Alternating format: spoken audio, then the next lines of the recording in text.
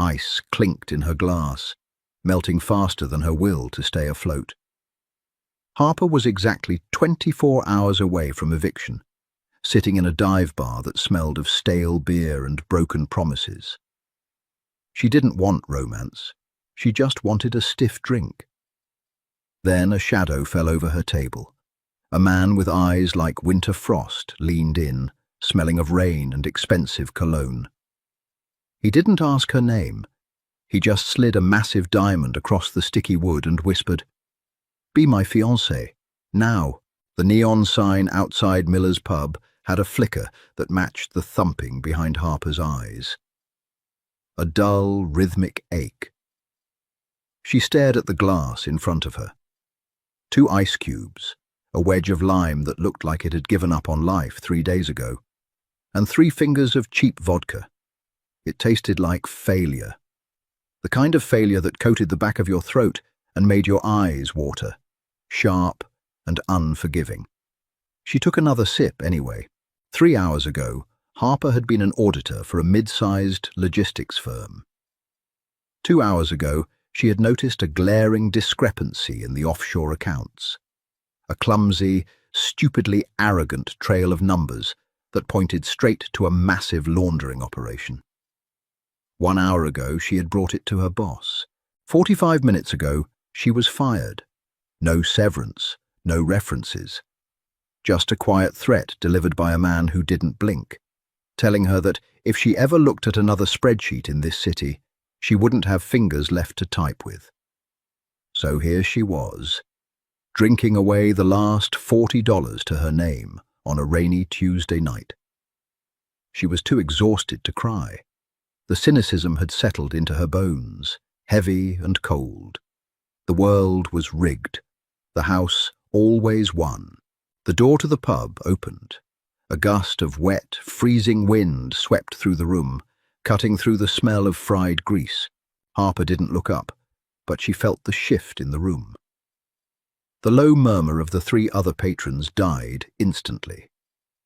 The bartender, a burly man named Dave, who usually had a loud mouth and a louder laugh, stopped wiping the counter. He froze, the rag suspended over a beer ring. The silence was sudden.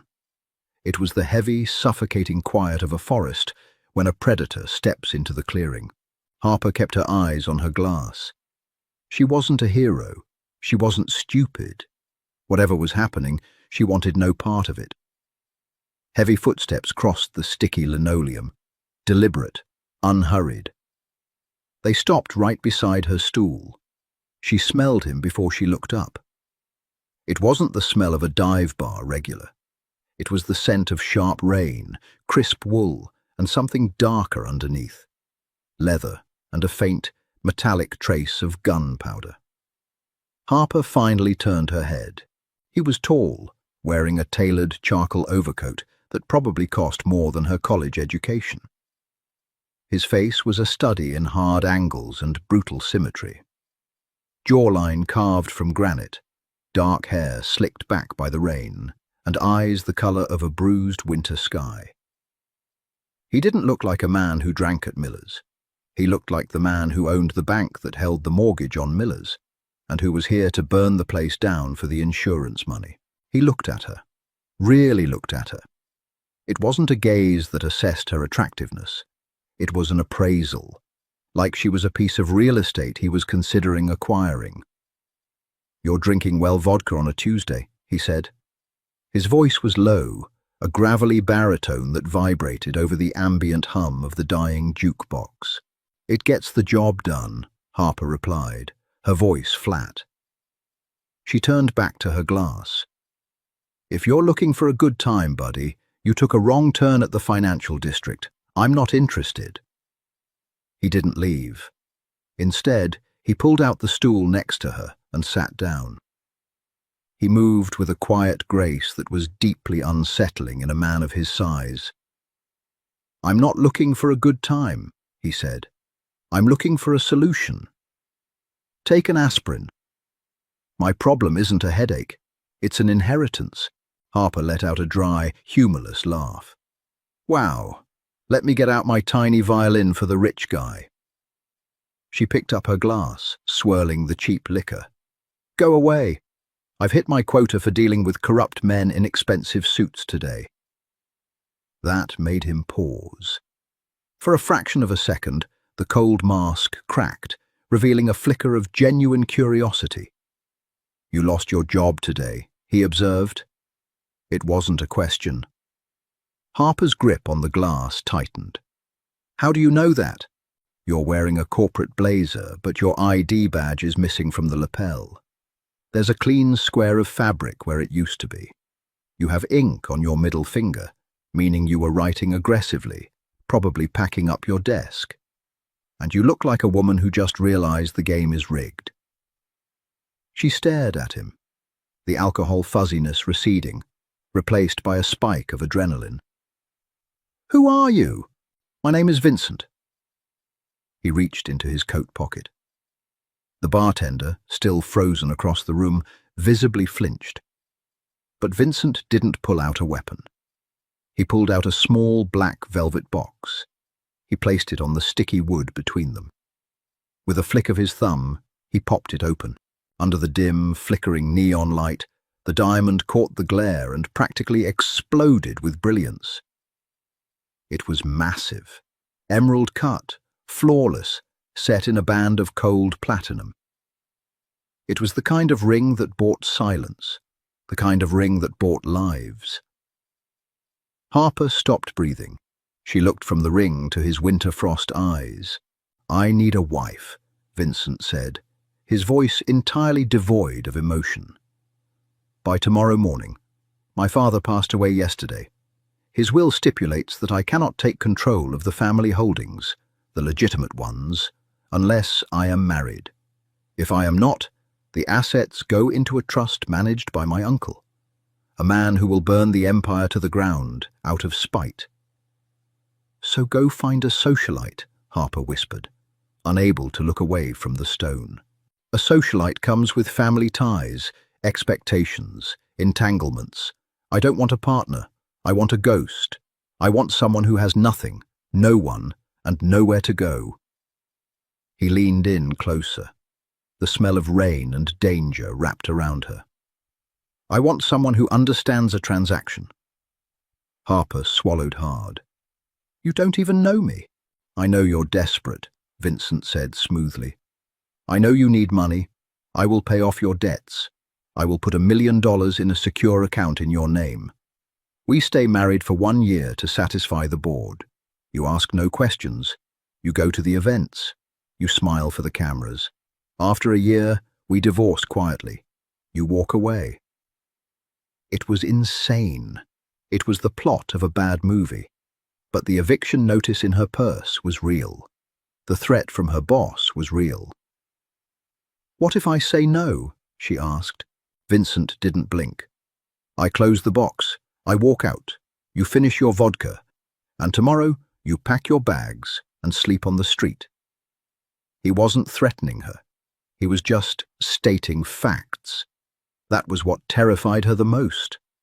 There was no malice in his eyes, just the cold, brutal calculus of survival. Harper looked at the ring. Then she looked at her empty glass. She didn't have a safety net. She didn't have a family to call.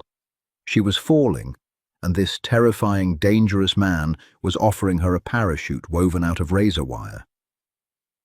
She reached out and picked up the ring. It was heavy. "I want $2 million, Harper said, her voice shaking only slightly. "And I want it in writing."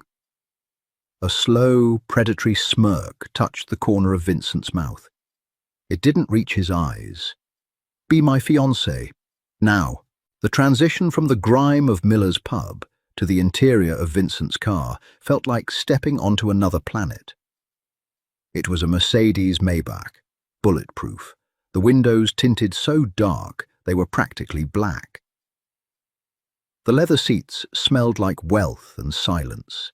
As soon as the heavy door thudded shut, cutting off the sound of the rain, the reality of what she had just done crashed over Harper.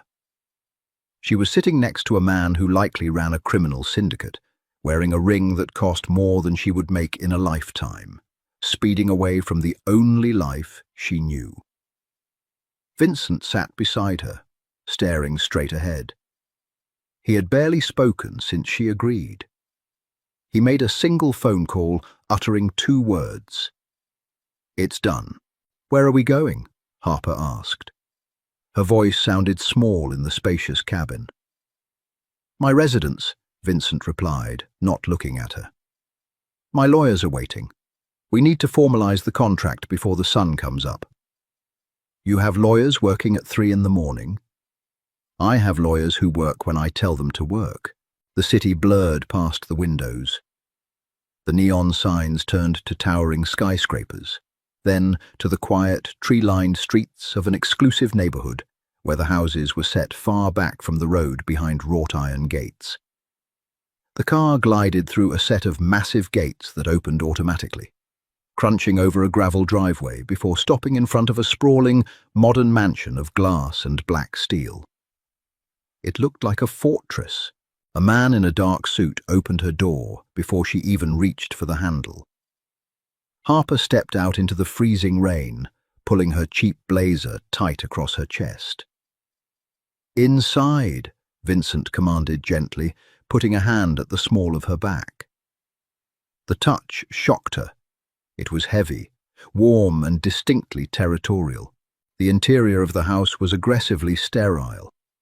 Vast expanses of white marble, black leather, and modern art that looked like blood splatters. It didn't look lived in. It looked like a staging ground. In the center of the massive living room sat a glass table. A man with thinning grey hair and wire-rimmed glasses stood waiting, a thick stack of papers spread out before him. "Harper, this is Leo," Vincent said, shrugging off his wet overcoat and tossing it to a silent staff member. "He handles my legal affairs." Leo didn't smile. He pushed a pen across the glass table. "Miss, the terms are as Mr. Moretti outlined. 1 year, $2 million, deposited upon the finalization of the divorce. A monthly allowance of $20,000 for maintenance. You will reside in this house. You will attend all required functions. You will not speak to the press, the police, or any unauthorized personnel regarding Mr. Moretti's business." Harper walked slowly to the table. She looked down at the dense legal jargon. Her accountant brain, trained to find the hidden traps, woke up. She picked up the contract, flipping past the first 3 pages. She ignored the blank stare Leo gave her. "Section 4, Clause B," Harper said, her voice surprisingly steady. "It says here that any breach of decorum or public embarrassment results in a forfeiture of the final sum. That's entirely subjective. Who defines public embarrassment? You?" She looked up at Vincent. Vincent crossed his arms, leaning against the doorframe. He looked mildly amused. "Leo does." "No," Harper said, tapping the paper. "Strike it, or define it specifically. I'm not giving you a legal loophole to screw me out of my money just because I used the wrong fork at a dinner party." Leo looked horrified. He turned to Vincent, expecting the boss to explode. Instead, Vincent let out a low, rough sound that might have been a chuckle. "Change it, Leo. Specifics only. Criminal charges or infidelity," Harper kept reading. "And what about my safety? Your world isn't exactly corporate logistics. If I take a bullet because I'm standing next to you, what happens to the money?" "If you take a bullet," Vincent said softly, "you won't have much use for the money." "My next of kin gets it," Harper fired back, even though she didn't really have a next of kin. It was the principle of the thing. She was terrified, yes, but she refused to be a helpless victim. If she was selling her life, she was going to get a good price. Vincent's eyes darkened, locking onto hers. The amusement vanished, replaced by a sharp, assessing intensity. He walked slowly toward her, stopping only when the tips of his expensive leather shoes touched her scuffed flats. He leaned down, his face inches from hers. The smell of rain and danger was overwhelming now. "I don't let things that belong to me get broken, Harper," he whispered. The sheer authority in his voice sent a shiver down her spine. "You are my fiancée. No one will touch you. No one will look at you wrong. If they do, their families will be mourning closed caskets. Do you understand?" It wasn't a comfort. It was a terrifying promise of violence. Harper held his gaze, refusing to back down, even as her heart hammered against her ribs. "Put it in writing anyway." For a long moment, the room was dead silent. Then Vincent turned to the lawyer. "Add a hazard clause. 5 million to a charity of her choice if she is injured as a result of my associations." Leo swallowed hard, his hands shaking slightly as he made the notations. "Yes, Mr. Moretti." Harper took the pen. Her hand was steady as she signed her name on the dotted line. The ink bled into the paper, sealing her fate. She was now the property of Vincent Moretti. "Good," Vincent said, stepping back. The cold mask was back in place. "Get some sleep. Tomorrow you meet the family. And Harper?" She looked up. "Don't wear that blazer again. It depresses me." The dress was a weapon. It was a deep, midnight blue silk slip that clung to her curves like a second skin, completely backless, with a slit that travelled dangerously high up her thigh. Vincent had a stylist sent to the house at noon. 4 hours of hair, makeup, and fittings later, Harper barely recognized the woman staring back at her in the floor-to-ceiling mirror. The exhausted, cynical accountant was gone. In her place stood a woman who looked like she belonged in the dark, opulent world of the Moretti syndicate. Vincent walked into her bedroom without knocking. He stopped dead in his tracks. He was wearing a bespoke black suit, looking every inch the ruthless cartel boss he was. His eyes swept over her, from the diamond currently flashing on her finger to the bare expanse of her back. For a second, the frost in his eyes melted into something heated, something raw and hungry. But he blinked, and it was gone, replaced by the usual icy stoicism. "You look—" He paused, adjusting his cuffs. "Adequate, thanks," Harper said dryly, grabbing a small silver clutch. "I was really aiming for adequate, so what's the play tonight?" "We are dining at Il Forno," Vincent said, leading her out of the room and down the sweeping staircase. "It's a neutral ground. My Uncle Carmine will be there. He is the one trying to seize the estate. He believes my father's death has left a power vacuum. He will look for any weakness in you to prove this engagement is a sham." So I just smile and nod? "No," Vincent said, pausing at the front door. He turned to face her, his expression grim. "Carmine respects strength. If you act like a meek little mouse, he will crush you. Do not let him speak down to you, but do not insult him outright. Play the game." "I don't know the rules of your game." "Then make them up." The drive to the restaurant was suffocatingly tense. Harper stared out the window, practicing her breathing. She had faced hostile boardrooms before. She had stared down aggressive vice presidents who tried to hide missing millions. This was just a different kind of boardroom, a deadlier one. Il Forno was a classic, old-school Italian establishment. The air smelled heavily of garlic, roasted tomatoes, expensive truffles, and cigar smoke. The maitre d' practically bowed when Vincent walked in, leading them past the crowded main floor to a heavy oak door in the back. A private room. Vincent placed his hand on the small of her back again.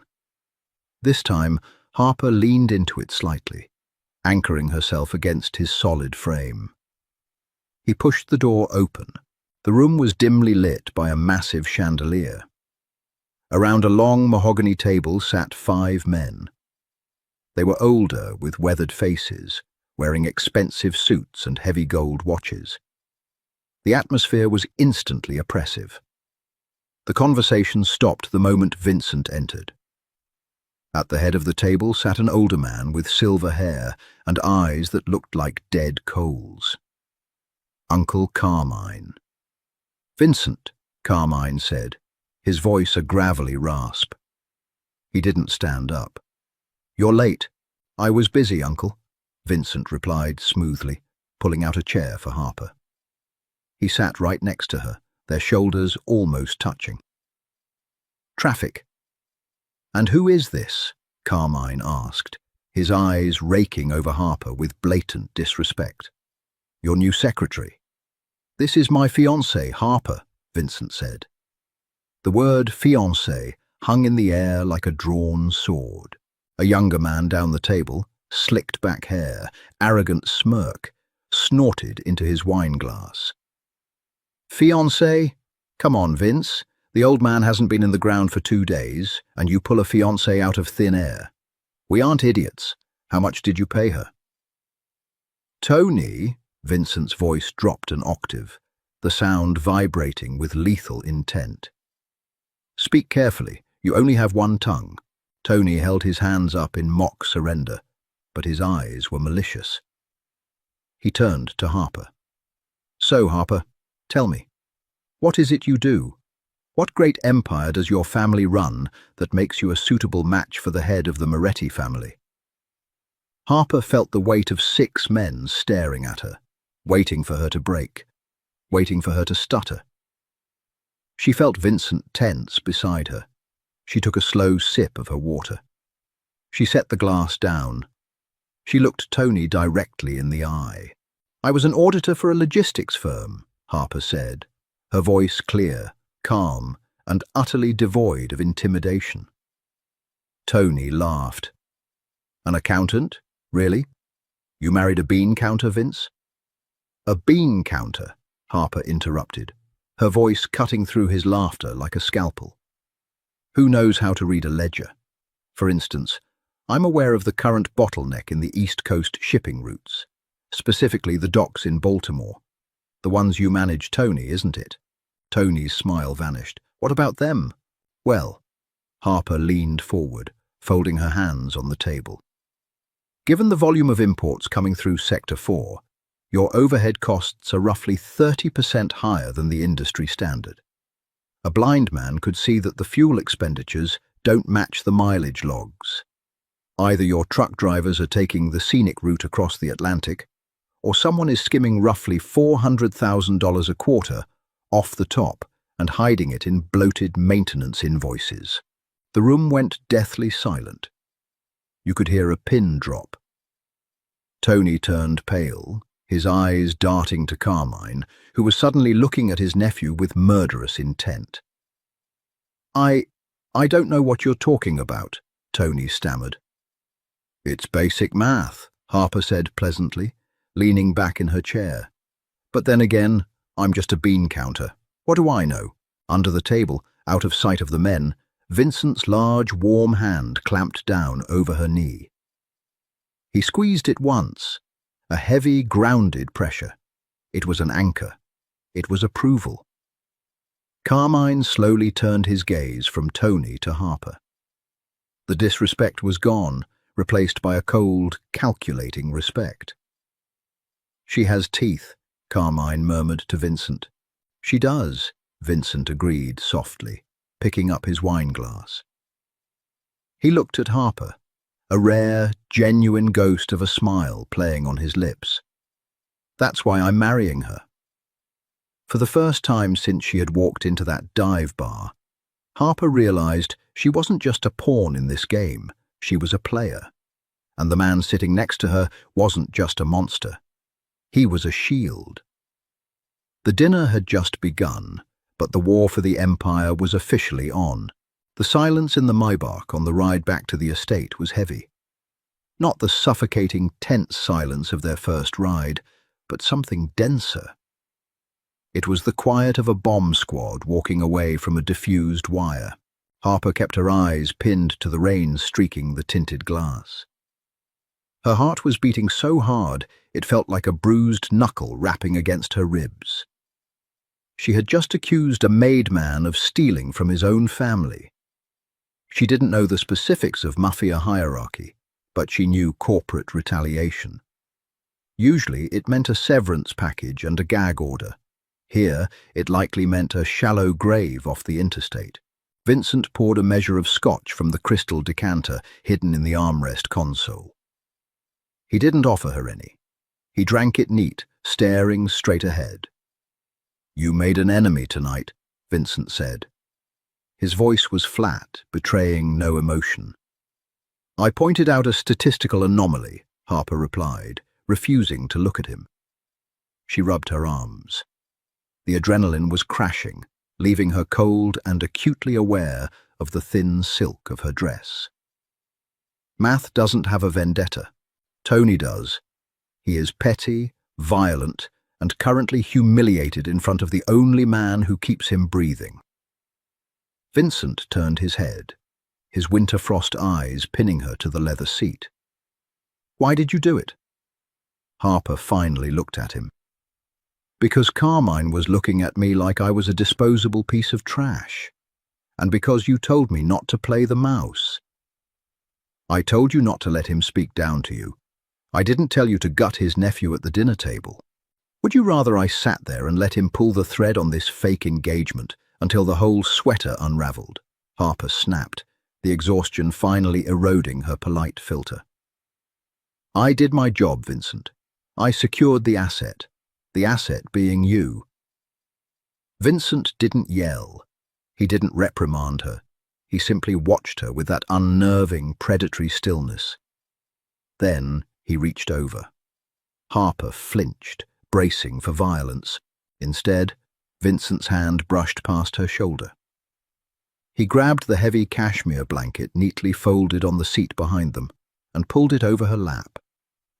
He tucked the edges around her bare arms, his knuckles briefly grazing the cold skin of her collarbone. "You did your job," Vincent agreed softly. He leaned back into his corner of the car. "You were brilliant and entirely reckless. I don't have a death wish, if that's what you're implying. Good, because starting tomorrow, you don't go anywhere without Arthur." "Who is Arthur?" "The man driving this car," Vincent said. The partition behind the driver's seat was up, but Harper had noticed the sheer size of the man when he opened her door earlier. "He answers to me, but his sole purpose now is keeping you breathing. If he tells you to get down, you get down. If he tells you to run, you run." Harper swallowed the lump in her throat. The reality of the $2 million was setting in. It wasn't a lottery ticket. It was combat pay. They arrived at the mansion. The storm had worsened, the wind howling off the lake, battering the glass walls of the house. Inside, the sterile warmth offered little comfort. Vincent walked her to the base of the sweeping staircase. He paused, one hand in his pocket. "Tomorrow is the wedding," he said, stating a logistical fact rather than a romantic milestone. "A tailor will arrive at 9 to fit you for a dress. The judge arrives at 3. We sign the papers in the library, and we host a reception in the ballroom at 7. Harper nodded slowly. "Who is on the guest list? Who is—" "The board, the capos, everyone who needs to see that my father's empire is secure." He stepped closer. The smell of scotch and rain invaded her space again. "They will be watching you, Harper. They will look for cracks. Tony will be looking for blood." "I know how to smile for a camera," she said quietly. Vincent reached out. His thumb traced the sharp line of her jaw. His touch was calloused, rough against her skin. It was a gesture of ownership, but there was a strange, terrifying gentleness to it. "Don't just smile," he murmured. "Look at me like I'm the only thing keeping you alive, because right now, I am." He dropped his hand and walked away, disappearing into the dark corridors of the house. Harper stood alone in the cavernous foyer, the silence pressing in on her from all sides. The morning light did nothing to soften the brutalist architecture of Vincent's estate. Harper sat in a velvet chair in the center of a spare guest room, surrounded by explosions of white tulle, silk, and lace. A nervous tailor named Francois darted around her, pinning the hem of a sleek, long-sleeved crepe gown. It was elegant, conservative, and aggressively expensive. There was no lace, no sequins. It looked like armor. Harper approved. Arthur stood by the door. He was a mountain of a man in a dark suit, his eyes continuously scanning the hallway. He hadn't said a single word to her since introducing himself at breakfast, but his presence was a heavy, suffocating reminder of her new reality. "Perfect, perfectly elegant," Francois muttered through a mouthful of pins. The heavy oak doors clicked open. Arthur shifted instantly, his hand hovering over his jacket, but relaxed slightly when a woman walked in. She was in her late 50s, wearing a sharp Chanel suit and holding a lit cigarette, completely ignoring the estate's strict no-smoking policy. Her hair was dyed a harsh platinum blonde, pulled back so tightly it looked painful. She had Carmine's dead coal eyes. Camilla, Tony's mother. "Leave us," Camilla barked at the tailor. Francois looked terrified. He glanced at Harper, who gave him a curt nod. He scurried out of the room, leaving his pins scattered on the floor. Camilla took a long drag of her cigarette, looking Harper up and down. She didn't look at the dress. She looked at Harper like she was inspecting a disease. "Arthur, wait in the hall," Camilla said. Arthur didn't move. He didn't even blink. "Mr. Moretti's orders are that I remain in the room, Mrs. Rossi." Camilla sneered, but she didn't push the issue with the bodyguard. She walked slowly in a circle around Harper, blowing smoke toward the ceiling. "So," Camilla said, her voice dripping with venom, "you are the little calculator who thinks she can play with the adults." Harper kept her posture rigid. She didn't adjust the dress. She didn't break eye contact. "I'm just a woman getting fitted for her wedding, Camilla. Is there a problem?" "The problem is your mouth." Camilla stopped directly in front of her. "Tony is my blood. You humiliated him in front of the Don. You made him look weak." "Tony made himself look weak by leaving a paper trail a first-year accounting student could follow," Harper replied smoothly. "If you want to steal from the family, you should at least hire a competent bookkeeper." Camilla's hand twitched, moving toward Harper's face. Arthur took a single, thunderous step forward. The floorboards literally groaned. Camilla froze. She lowered her hand, her lips thinning into a vicious line. "You think Vincent will protect you forever," Camilla whispered, leaning in. "He doesn't care about you. You're a signature on a document. The moment that trust is dissolved and the money is moved, you are expendable. And when he's done playing house, I will personally see to it that you end up at the bottom of the harbor." Harper felt the cold grip of panic squeeze her lungs, but her face remained a mask of polite, corporate indifference. She had dealt with hostile takeovers before. The stakes were just higher now. "Expendable," Harper repeated softly. She took a step toward Camilla, ignoring Arthur's subtle movement behind her. "Let's talk about expendable, Camilla. Tony skimmed 400,000 this quarter. I imagine he's been doing it for years. Where did the money go?" Camilla's eyes narrowed. "Watch your tone." "It didn't go to his lifestyle," Harper continued, her mind clicking into the familiar rhythm of an audit. "Tony drives a leased Porsche and rents a penthouse. He has gambling debts at 2 casinos in Atlantic City. I saw the markers in the secondary ledger Vincent's lawyer left on the desk this morning. He's broke." Camilla's face lost a fraction of its color. "Which means," Harper said, her voice dropping to a surgical whisper, "Carmine is going to demand that money back. The family doesn't forgive debts. If Tony doesn't have it, they will look to you. They will take your house in the Hamptons. They will take your offshore accounts. You are threatening me, Camilla, but you are the one standing on a trap door. Silence stretched between them, heavy and toxic. Camilla's cigarette burned down to the filter, the ash falling onto the pristine Persian rug. "You arrogant little bitch," Camilla hissed, her voice shaking.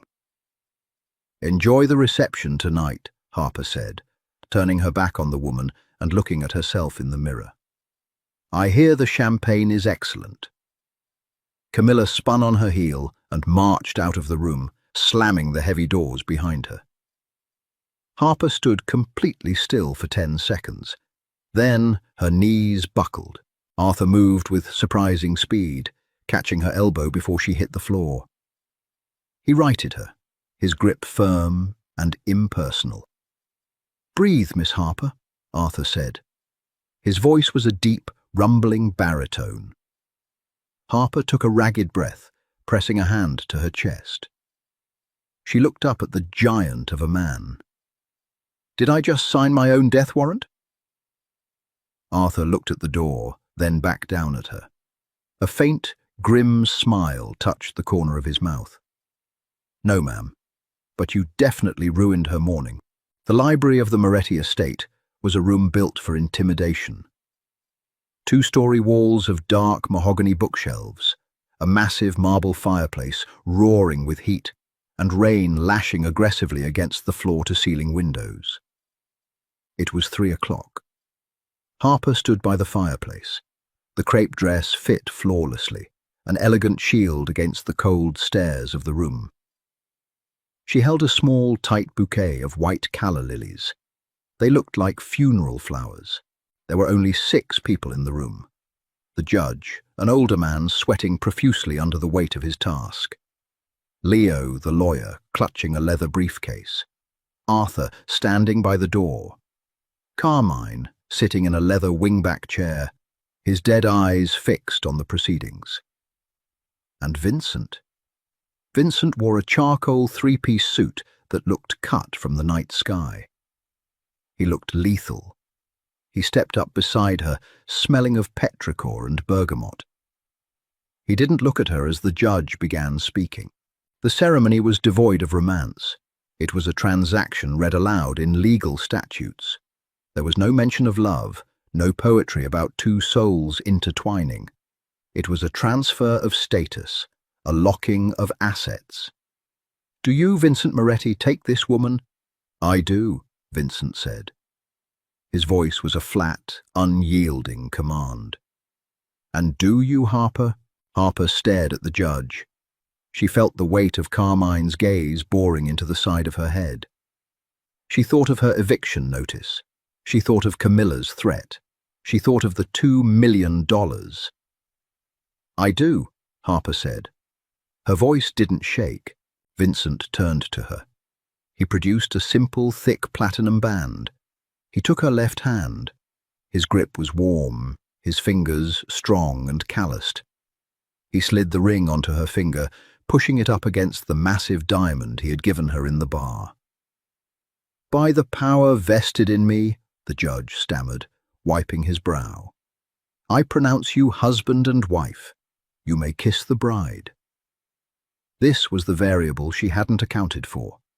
They hadn't rehearsed this. Vincent didn't hesitate. He stepped into her space, completely blocking out the rest of the room. His hands came up, framing her face. The warmth of his palms seeped into her cold skin. He tilted her chin up. Harper held her breath. He leaned down. His lips brushed hers. It wasn't rough, and it wasn't a punishment. It was a deliberate, heavy pressure, a brand. For a fraction of a second, she felt the raw, tightly coiled violence beneath his composed exterior. A man capable of terrible things, showing absolute restraint. When he pulled back, his eyes met hers. They weren't cold anymore. They were dark, assessing, and dangerous in a completely different way. "Smile, Mrs. Moretti," he murmured, his breath ghosting over her lips. "We won." The reception in the ballroom was a masterclass in psychological warfare. 100 people, all dressed in designer clothes, drinking expensive champagne and smiling at each other while calculating the quickest way to slit a throat. Vincent kept her glued to his side. He introduced her to capos, politicians, and union bosses. Harper played her part perfectly. She gave polite, empty answers. She laughed at terrible jokes. She memorized faces and names, filing them away in the mental spreadsheets of her mind. She saw Tony glaring at her from across the room, drinking heavily. She saw Camilla whispering furiously to another woman in diamonds. By midnight, her feet were bleeding in her heels, and the fake smile was permanently etched into her jaw muscles. Finally, the last guest left. The heavy doors of the estate locked. The silence returned. Vincent walked her up the sweeping staircase to the master suite. This was another boundary they hadn't discussed. The contract said they had to reside in the house. It didn't specify sleeping arrangements. He opened the heavy double doors. The master suite was massive, dominated by a king-sized bed, dark wood furniture, and a wall of glass overlooking the dark, churning lake. Harper stopped just inside the doorway, clutching her small clutch bag like a weapon. Vincent walked over to a sidebar and poured 2 glasses of water. He handed her one. "Drink," he ordered quietly. "You've been drinking champagne for 4 hours on an empty stomach." She took the glass, her fingers brushing his. "What happens now?" Vincent took off his suit jacket, tossing it over a chair. He undid his tie and unbuttoned the top 2 buttons of his shirt, stripping away the armor of the Don and leaving only the man. He looked exhausted. "Now we sleep," Vincent said, walking over to a heavy oak door on the far side of the room. He opened it, revealing a massive, connected sitting room with a plush sofa. "You take the bed. I will sleep in here." Harper blinked, surprised by the rush of relief and the strange, entirely irrational prick of disappointment. She pushed the second feeling down, drowning it in logic. "I can take the sofa," she offered. "It's your bed." Vincent turned back to look at her. The moonlight filtering through the window cut across his face, highlighting the sharp angles and the deep shadows under his eyes. "You are my wife," Vincent said, the word sounding strange and heavy on his tongue. "You don't sleep on furniture in my house." He walked back toward her, stopping a few feet away. He looked at the white crepe dress, the rigid posture she was still holding. "You survived today, Harper," he said softly. "You outmaneuvered Camilla. You didn't flinch at the altar. You held court with monsters for 5 hours. You can drop the shield now." Harper looked at him. The cynical auditor who thought the world was just a rigged ledger felt something crack in her chest. She was standing in the bedroom of a Mafia boss, wearing a ring bought with blood money, and it was the safest she had felt in months. "I don't know how to drop the shield," she admitted, her voice barely above a whisper. Vincent held her gaze for a long moment. "I know," he said. "We'll work on it." He turned and walked into the sitting room, closing the heavy door behind him with a soft click. Harper stood alone in the massive bedroom. She set the water glass down. She reached behind her back and unzipped the dress, letting the armor fall to the floor. The war for the Empire had been won today, but as she looked at the closed door separating her from Vincent, she realized a much more dangerous battle had just begun. 3 weeks bled into 4. The Moretti estate, for all its sweeping lake views and heated marble floors, was a gilded cage. Harper quickly learned the rhythm of her captivity. Breakfast at 7 in the solarium. Vincent leaving at 8, flanked by a phalanx of silent men in dark suits. Hours of empty, suffocating silence, broken only by the polite, meaningless chatter of the household staff. And Arthur. Always Arthur. The giant bodyguard was a permanent shadow. If she walked to the library, Arthur stood by the mahogany doors. If she sat on the terrace to watch the grey autumn waves crash against the private dock, Arthur stood 10 feet away, hands clasped, eyes scanning the perimeter. By day 25, Harper was losing her mind. She was a woman who lived by numbers, by puzzles, by finding the missing pieces in a chaotic world. Sitting still was a slow form of torture. It was past midnight on a Thursday when she finally broke the routine. Vincent's office was located in the East Wing, a room off-limits to everyone except his inner circle. Harper didn't care. She walked down the dimly lit hallway, her bare feet silent on the Persian runners. She wore oversized cashmere sweatpants and a tight-ribbed tank top, clothes she had bought online because the designer wardrobe Vincent provided felt like wearing someone else's skin. She pushed the heavy oak door open. Vincent was sitting behind a massive desk carved from black walnut. Only a single desk lamp illuminated the room, casting deep, harsh shadows across his face. He was staring at a laptop screen, a half-empty glass of scotch resting near his keyboard. He looked exhausted, the kind of bone-deep tired that sleep couldn't fix. He didn't reach for the gun resting on the edge of the desk, but his hand hovered over it for a microsecond before he recognized her. "You should be asleep, Harper," he said, his voice a low gravel scrape in the quiet room. "I'm going crazy," she stated flatly, walking into the room and sitting in one of the leather wingback chairs opposite him. She pulled her knees to her chest. "I have read every book in your library that isn't in Latin. I have watched the lake freeze over. If I have to spend another afternoon doing a jigsaw puzzle while Arthur watches me like a hawk, I am going to jump out a window just to feel something." Vincent closed the laptop. He leaned back in his chair, rubbing the bridge of his nose. "It's for your safety. Tony has been quiet. Too quiet. Carmine is pushing for a board vote to restructure the offshore trusts.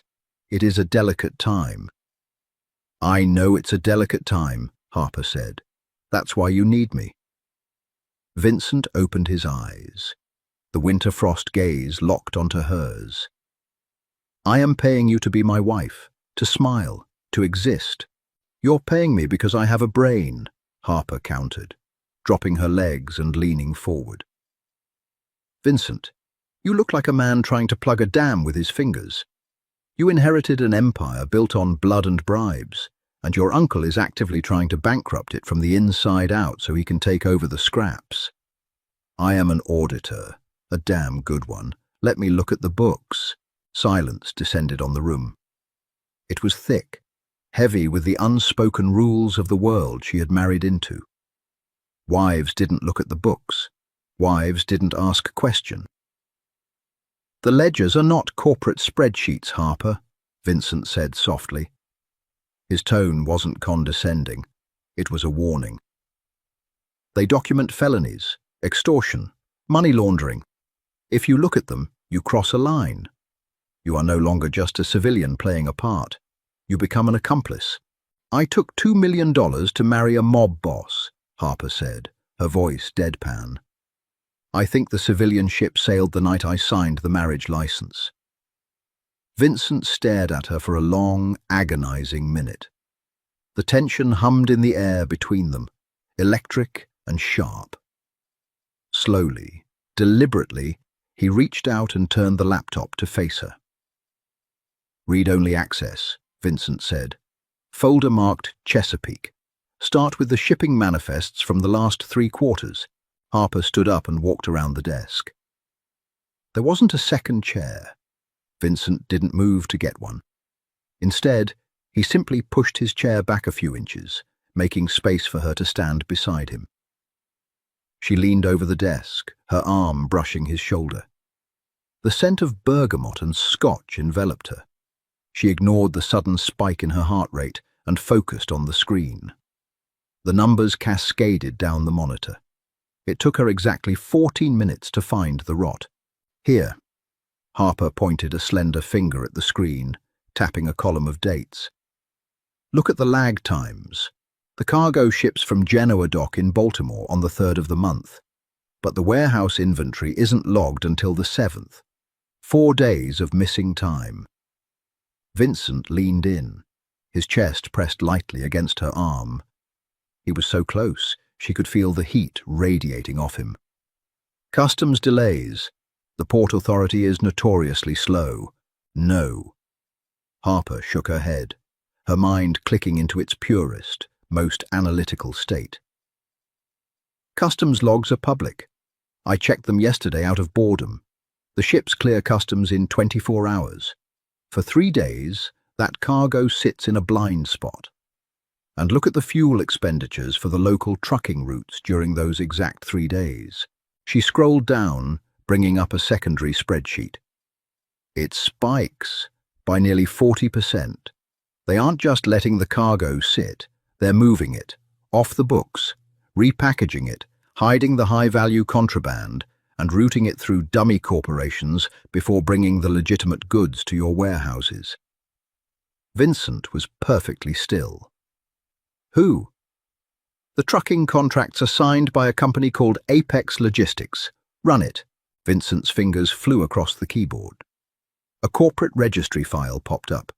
The CEO was listed as a man named Dominic Vance.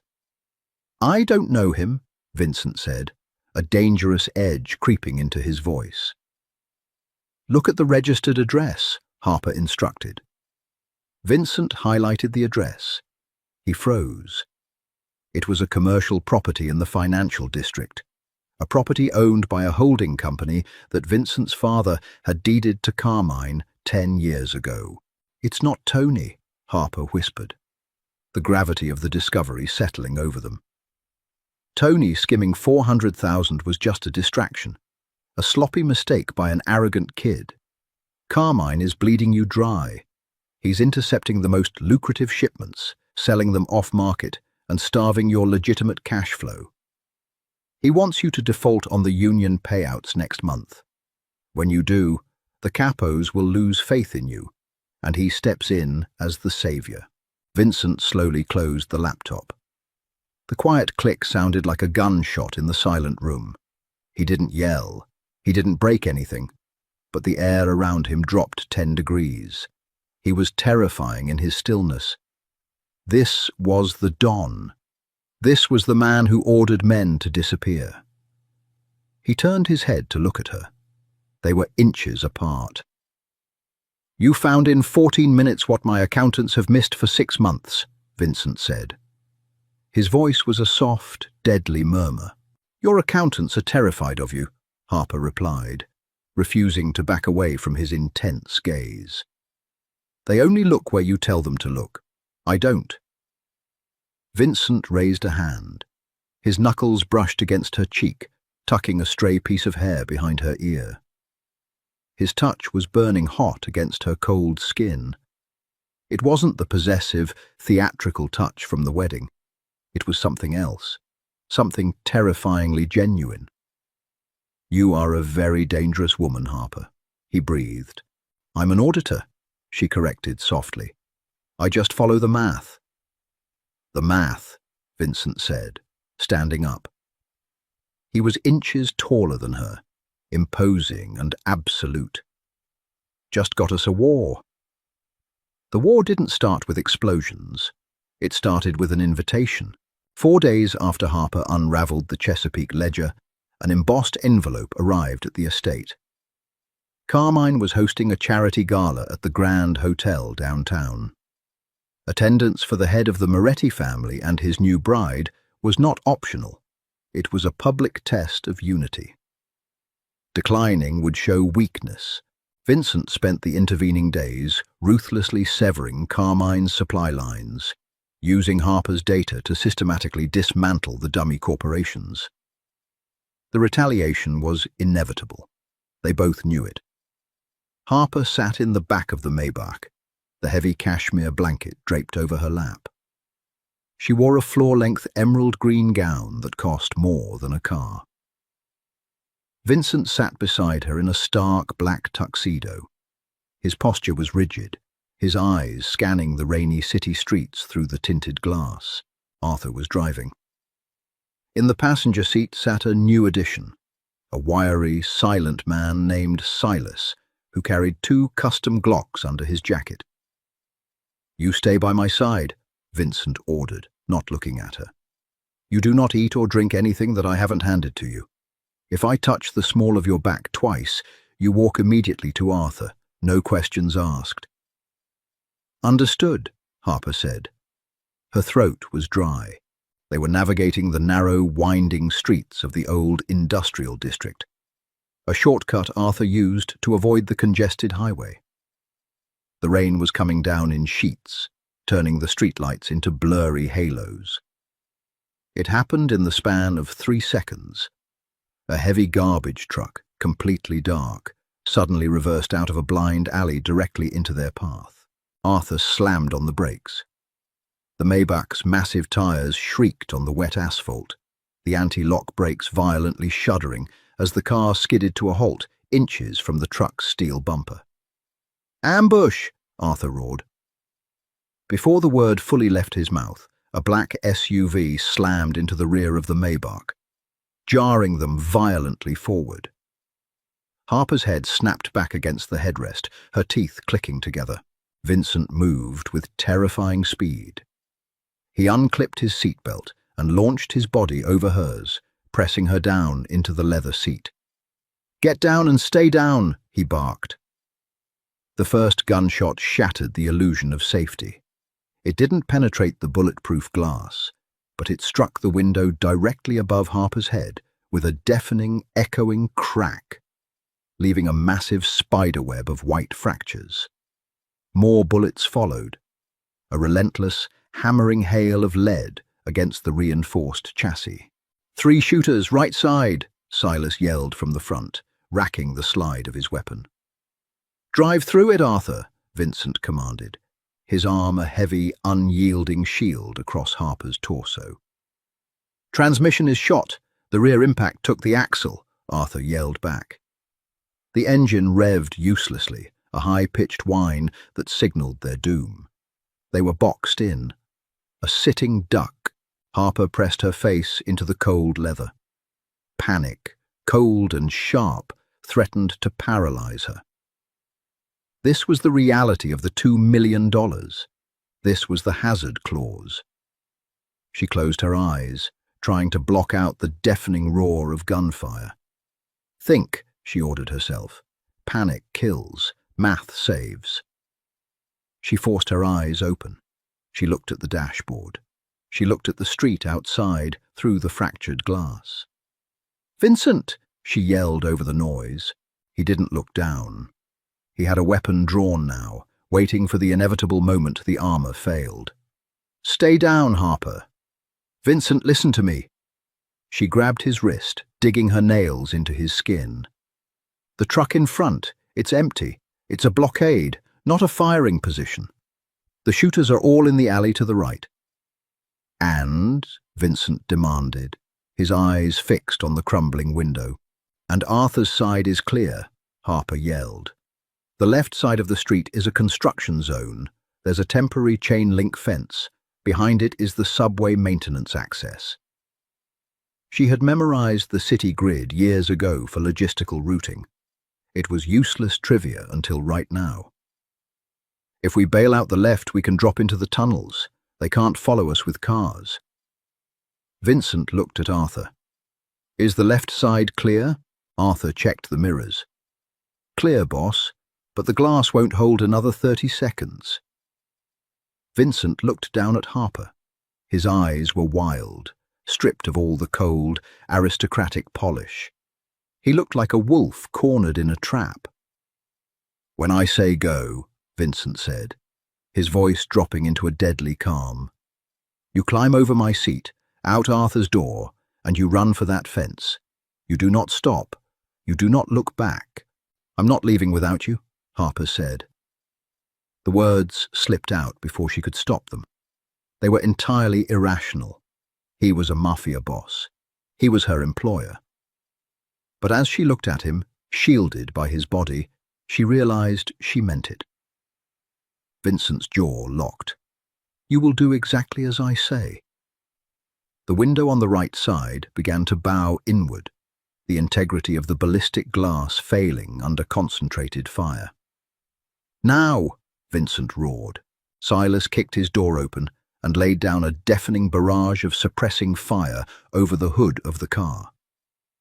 Arthur threw his door open, grabbing Harper by the collar of her expensive dress and yanking her out of the back seat with brutal efficiency. Harper hit the wet pavement hard, scraping her knees through the silk. The cold rain was a shock to her system. "Move!" Arthur yelled, shoving her toward the chain-link fence. She scrambled up, slipping on her heels. She kicked them off, running barefoot across the jagged gravel of the construction site. She reached the fence and threw her weight against it. It rattled but held. Arthur arrived a second later, hoisting her up by the waist and practically throwing her over the top.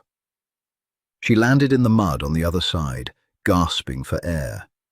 Gunfire raged behind her. She scrambled to her feet and turned around, clutching the chain-link metal. Vincent was out of the car. He wasn't running. He was standing behind the open door of the Maybach, returning fire with lethal precision. She saw one of the shadows in the alley drop. "Vincent!" Harper screamed, her voice tearing at her throat. "Get her down the hatch, Arthur," Vincent yelled, dropping an empty magazine and slamming a fresh one home. Arthur grabbed Harper's arm, pulling her toward a heavy steel grate set into the concrete. He hauled it open with a groan of metal. "Down, now. Not without him." Harper fought against Arthur's grip, her eyes fixed on Vincent. Suddenly, a heavy rifle caliber punched through the Maybach's door. Vincent staggered back, clutching his left shoulder. He went down on one knee. "Vincent!" Harper shrieked. Arthur cursed viciously. He let go of Harper, drawing his own weapon, and stepped forward to lay down cover fire. Vincent didn't stay down. With his right hand, he fired 3 rapid shots into the alley, forcing the attackers into cover. He pushed off the car, sprinting towards the fence. He vaulted it with a one-handed, ragged grace, landing heavily in the mud beside Harper. His tuxedo was ruined. His left arm hung uselessly at his side, blood rapidly turning the white fabric of his shirt a dark, oily black. Arthur dropped through the grate, and Vincent grabbed Harper's waist with his good arm, pulling her down into the darkness of the maintenance tunnel, just as a fresh wave of bullets sparked against the concrete where they had been standing. Arthur hauled the heavy steel grate shut from the inside, plunging them into pitch blackness. The sound of the gunfire was instantly muffled, replaced by the rushing of water and the heavy, ragged breathing of the 3 survivors. "Are you hit?" Vincent demanded, his voice tight with pain. His hand frantically ran over her shoulders, her face, checking for blood. I'm fine," Harper gasped, grabbing his hand to stop him. Her fingers came away slick with his blood. "You're shot." "It's a through and through," Vincent grunted, leaning heavily against the damp concrete wall. "Arthur, secure the perimeter." "On it, boss," Arthur said, clicking on a small tactical flashlight. The beam cut through the dark, illuminating the grimy brick walls of the tunnel. Harper looked at Vincent in the harsh glare of the flashlight. His face was pale, sweat mixing with the rain on his forehead. The cold, untouchable dawn was gone. He looked mortal. He looked human. And as he looked back at her, his winter frost eyes entirely focused on her face to ensure she was unharmed, Harper realized the terrifying truth. The contract was a lie. She wasn't an asset anymore, and he wasn't just her employer. They had crossed the line, and there was no going back. The safe house was a windowless basement apartment in a neighborhood that didn't ask questions.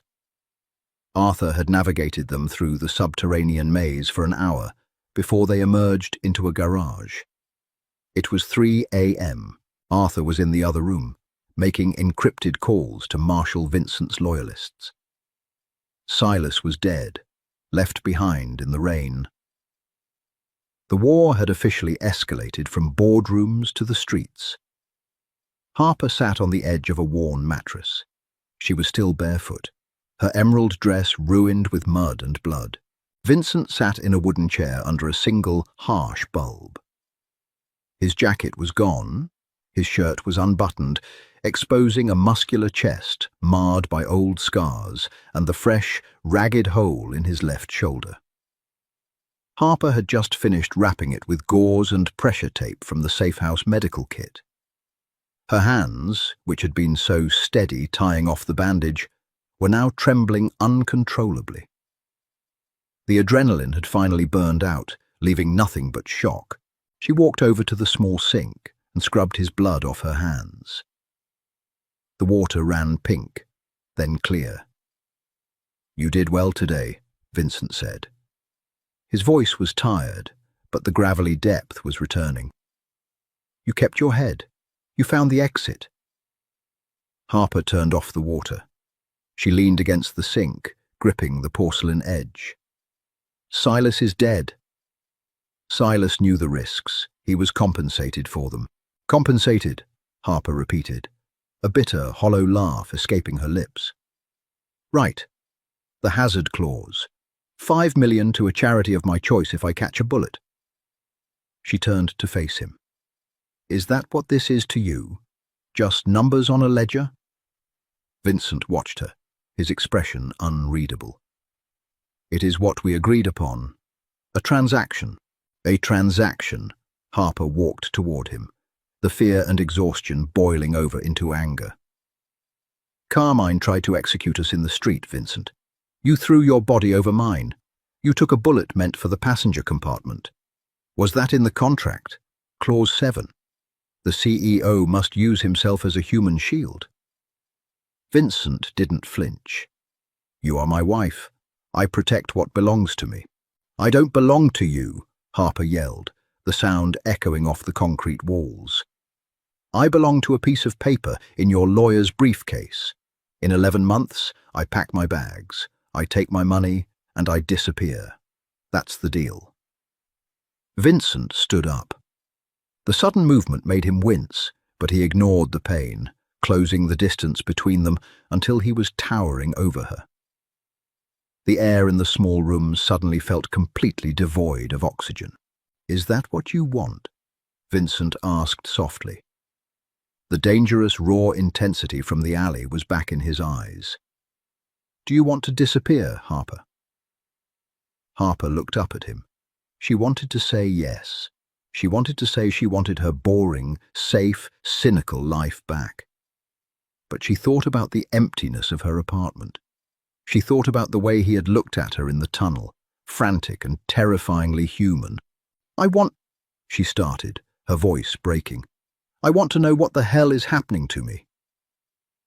Vincent reached out with his right hand. He didn't grab her chin this time. He cupped her cheek, his thumb gently wiping away a streak of mud and rain from her skin. The touch was agonizingly tender. "You audited my life, Harper," Vincent murmured, stepping closer. His chest brushed against hers. "You walked into my world, looked at the chaos, and you didn't run. You didn't cower.